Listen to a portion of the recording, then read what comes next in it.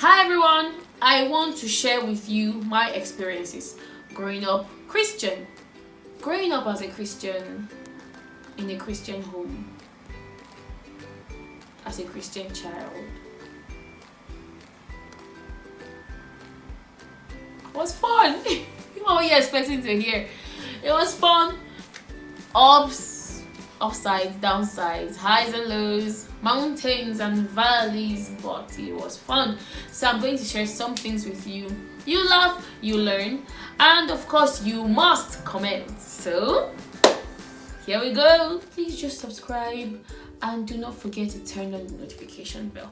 So I will be sharing with you today on some things that I experienced because I grew up in a Christian home. Number one, I grew up in a home where trouser was a sin.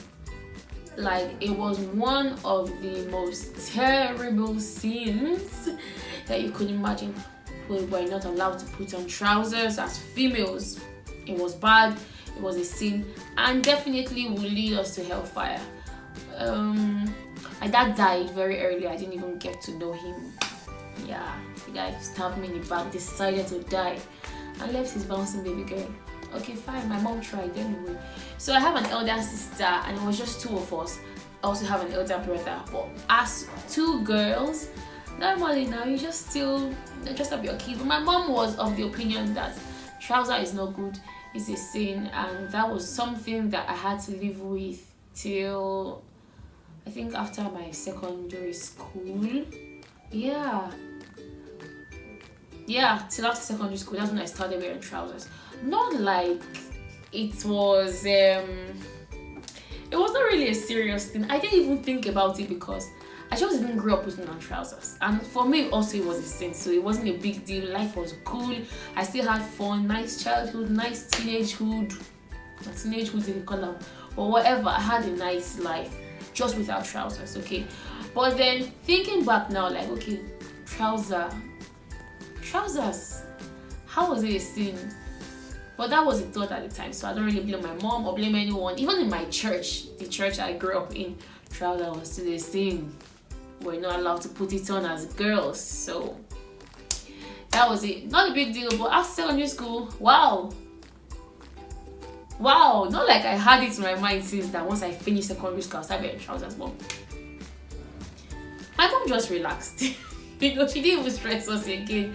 My elder sister started putting on trousers, and if my elder sister could do that, who am I? I just joined in, and when I got into tertiary school, I went to shop for school. I just bought trousers, and that was it. My mom didn't even complain. She was like, okay, it's fine. My mother is just a very cool person. Last, I won't even lie, she's very cool. So that's how I switched up to putting on trousers. Second thing I really endured as a kid was fasting. We fasted. Not like it was hunger strike or anything. It was just wake up in the morning, no breakfast till about 12 o'clock because we're fasting. And normally, it was possible to play with my siblings till that time without eating. But once you tag the fasting, you put fasting on those hours, it became hell. And then my mom was in this fellowship where women pray, and these women will gather to pray. And women now, they will take their kids along, so they took us with them. My mom and some other women would just take us together. They'll put our food in warmers, and then we'd pray, we'd fast. It was hell. But looking back now, it was kind of a good foundation. And I was a very mischievous child, so sometimes they'll be like, my mother would say, we are fasting in this house tomorrow. I would say, perfect, no problem. And the next morning, once it's like 9 a.m. and I'm very hungry, I'll just open the beverage can, put it in my mouth, and go meet her. I forgot that we are fasting. I've already eaten something. My mother, she'll tell me to bring it out and tell me sorry. Fasting continues. Hi God. And then that's how I manage your fast till 12 o'clock. Then I'll break. Then praying was another thing that was quite stressful. I won't really blame anybody. It's just because of the way we were made to see God. Unlike now that I enjoy praying a lot.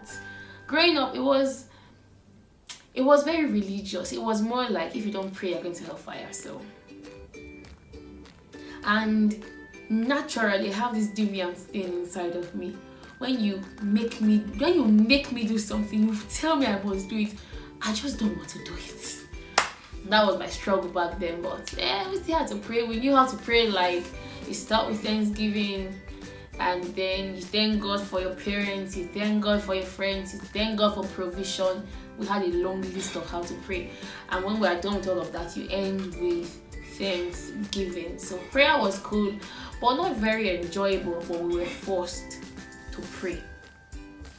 Also, one very ridiculous thing that was a crime, so to speak. We were not allowed to chew gum. If my mother say you put chewing gum for mouth, or you are just chewing your mouth, you are finished. Chewing gum was treated like a sin. I don't know, somehow it meant you were irresponsible or a prostitute. And for a while, I saw gum that way. Like any lady chewing gum, a guy chewing gum, irresponsible. Lady chewing gum, irresponsible, prostitute, not well trained, all the bad things going. I'll just label that person. Then chewing gum was a crime. But my sister and I would sometimes hide, chew gum and everything, just for the fun of it. But my mom is a very conservative person, so most of the things she didn't do, she told us not to do. Not because they were sinful, but just because they were unnecessary. Being older now, I realized that some of the things I was questioning, why should I not chew gum? Why should I not do that? Like, they're not necessary. No need. Why do something that is needless? It's not a recreational thing. It's not even for fun. You chew gum. Your head will pain you. Why?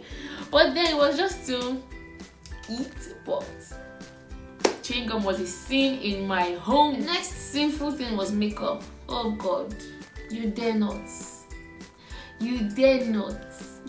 make up. What? Makeup in my house? As a daughter of the Lord, you make up. Hellfire is your portion. I believed that thing so much, apart from the fact that there's time for everything and time will come when you will start making up. There were times I just at least do something on my face. My mom will not. My mom doesn't make up, so of course we're not supposed to make up. And making up back then was very sinful. To the point where, I was a kid one time, I was told to be the little bride at a neighbor's wedding. Cried, the people of the Lord, I cried that I cannot make up. I'll go to Hellfire. I was crying. They had to clean it off of my face. And I looked at everyone that wore makeup in that wedding like a sinner. And you even get me preaching to people. And I grew up in an environment where a tertiary institution was situated. So I'll see someone in trousers or someone with makeup on her face, and I will start preaching. At 5, 6, 7, 8 years old, I'll be preaching. I'll be like, this your makeup will take you to Hellfire. It's not good. If I catch you with trousers, the same thing. Hellfire is your portion. Please stop it. I was just so convinced about the whole Hellfire thing. I am still convinced about it, but now I know that some things are not sinful. It probably was not just the right time for me to do them. I was raised to be very respectful. In fact, too respectful, to the point where I took a lot of nonsense from people in the name of being a Christian. I know it's cool, but I don't care. I had to learn that, man, if you are not pleased or you don't like the way you are being treated, even if the person is older than you, respectfully, politely tell the person. It doesn't mean you are disrespectful, okay? You shouldn't die because you want to show respect. But yeah, that's how we were told to behave as Christian children. And the other person can tell you a whole lot of things that will make you want to kill yourself, and you're just going to say yes, ma, yes, sir, yes, ma, because you want to be like Christ. Even at a point, Jesus Christ scattered the temple when they were buying and selling there. So there are two sides to these things. It's not every time you take a lot of no. Okay, so the next thing was the over concentration on hellfire as a means to threaten or blackmail us into good behavior, both at church and at home. Everything was about hellfire. Don't do this so you can go to hellfire. Don't do that so you can go to hellfire. Hellfire here, hellfire there. It was exhausting. It was very, very exhausting. I was just well behaved because I was well behaved. So hellfire worked for a while. The older I got, the weaker the influence of the hellfire threat on me. So last, God just decided to make me have good behavior. So it wasn't about hellfire in the long run. And it was compulsory to go to church. It was compulsory to be in an activity group. It was compulsory. You can't say you want to stay at home. You will die. That's the end. According to my mother, she would say you will go and look for your father and your mother that day. It was compulsory to go to church. I was a singer, I was a dancer, I was an actor, I was in decoration, I was in sanitation, I was in children's Sunday school, I was Bible study teacher. What was I again? I was everything though, no jokes. What was I not? That's where I should think of it from. What was I not? We grew up being everything in church. I joined church choir at 3 years old because my older siblings would go to church. Who will I stay at? Why will I be at home? My mother would just tell me to follow them. It paid off. It's still paying off till now. But then I got to discover things inside of me that I didn't even know I had. Now I'm not doing everything anymore in church, but I have an idea of almost everything. And I really, really appreciate it. So these are a few of my experiences. I want to hear yours. Even if you're not raised Christian, whatever religion or however, you just want to share your experiences.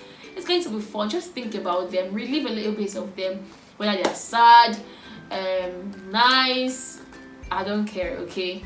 But don't worry, talking about them, you feel nice, you feel better, you feel cool. So this is from me to you. Thank you for watching. I want to see your comment. Let me see what you think. And very importantly, subscribe. Yes, subscribe. And thank you for watching. See you next time. Bye guys.